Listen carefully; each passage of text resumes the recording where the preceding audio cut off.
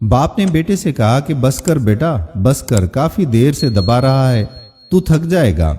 बेटा बोला, अरे नहीं अब्बा, कभी बाप की खिदमत करते हुए भी औलाद थकती है क्या? दूसरा बेटा कमरे में दाखिल होते ही बोला, ठीक है अब्बा, मैं जा रहा हूँ ऑफिस और आज ही से कुछ दोस्तों से उधार मांगना शुरू कर देता हूँ ताकि कुछ पैसों का बंदोबस्त हो सके, क्योंकि आपके ऑपरेशन में दिन भी थोड़े रह गए हैं। अगर तनख्वाह से जोड़ने लगा तो काफी अरसा लग जाएगा। बाप बोला, बेटा कामरान, क्या जरूरत है तुझे इतना उधार उठाने की? जितनी जिंदगी बाकी रह गई है ऐसे ही गुजार लूंगा।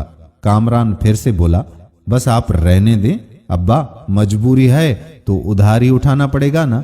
छोटे भाई की जानिब इशारा करते हुए कहने लगा कि ये नाकारा तो किसी काम का ही नहीं है, काश ये भी पढ़ा लिखा होता तो नौकरी करता और मेरा साथ देता, आपका इलाज करवाने में मेरी मदद करता। बाप कहने लगा कि बेटा कामरान, तू इसे कुछ ना कह, मैं जानता हूं पूरे का पूरा बोझ घर का तुम्हारे सर पर है।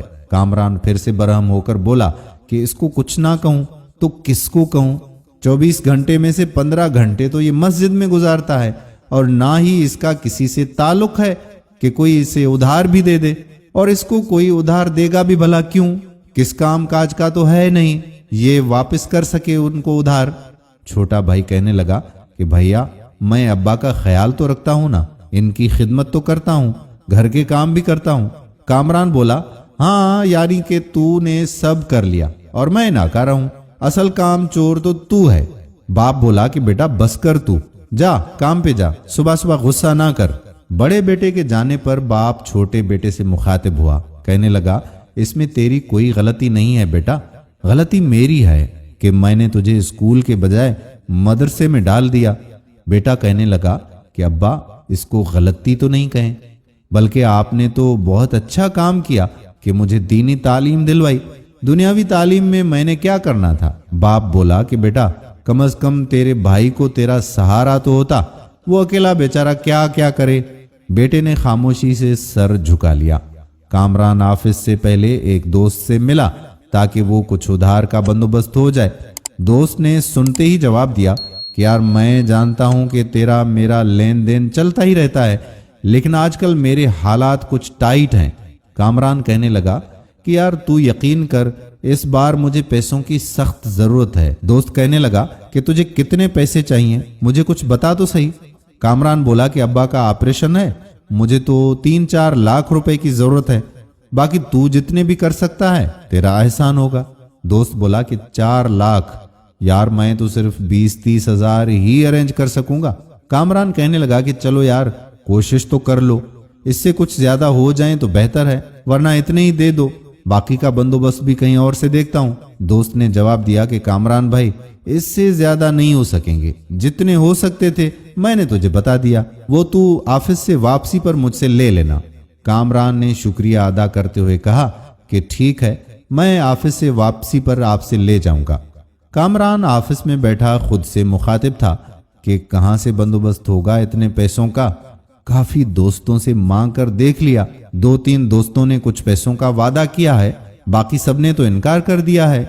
फिर खुद से कहने लगा कि चलो कल बॉस से बात करता हूं, शायद वो मदद कर दें। इतने में कामरान के फोन पर कॉल आई। कॉल रिसीव करते ही दोस्त बोला कि यार, मोबाइल चार्ज पर लगाकर मैं बाहर काम से गया था, अभी पता चला कि तू आया था मुझे मिलने, खैरियत तो थी ना? कामरान बोला कि हाँ यार, वो दरअसल एक काम था तुझसे। कहने लगा कि हाँ हाँ बोल, क्या काम था?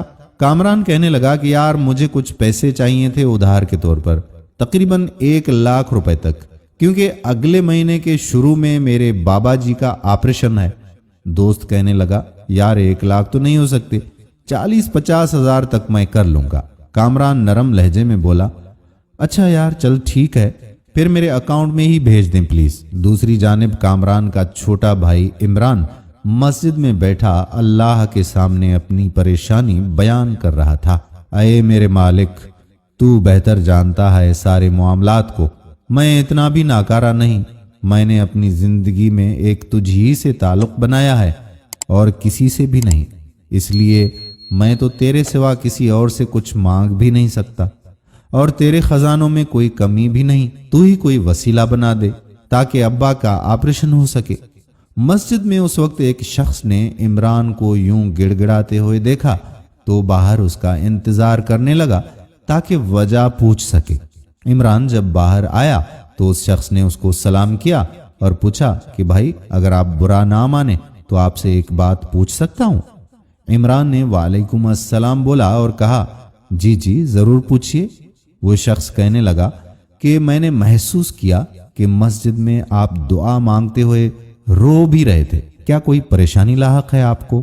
عمران بولا کہ جی پریشانی تو ہے، بس اپنے اللہ سے کچھ مانگ رہا تھا کیونکہ وہی ذات تو مسبب الاسباب ہے۔ وہ شخص بولا بے شک وہی مسبب الاسباب ہے، لیکن پریشانی کیسی ہے؟ اگر مناسب سمجھیں تو مجھے بتا دیں، ہو سکتا ہے کہ میں آپ کی کوئی مدد کر سکوں۔ عمران نے اس شخص کے سامنے اپنی پوری روداد بیان کرنا شروع کر دی۔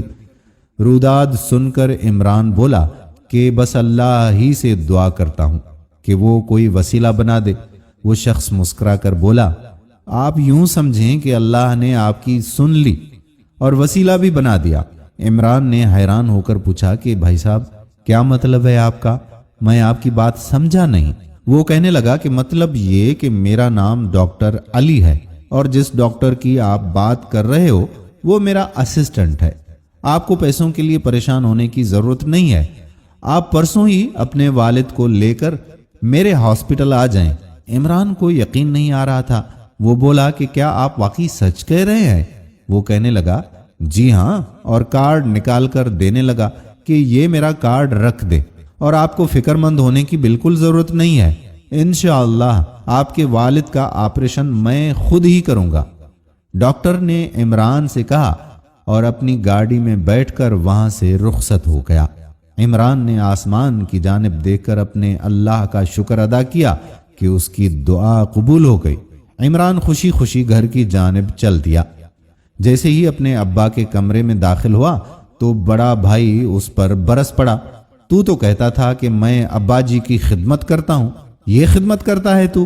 عمران نے جواب دیا کہ نہیں بھیا، ایسی کوئی بات نہیں ہے، وہ بس میں تو مسجد میں بات کاٹتے ہوئے کامران نے کہا کہ ہاں تو مسجد میں ہی رہ رہا ہے، میں اکیلا ابا کے آپریشن کے پیسوں کے لیے پریشان ہو رہا ہوں، تجھے تو کوئی فکر ہی نہیں ہے۔ عمران بولا کہ بھیا میری بات تو سنیے۔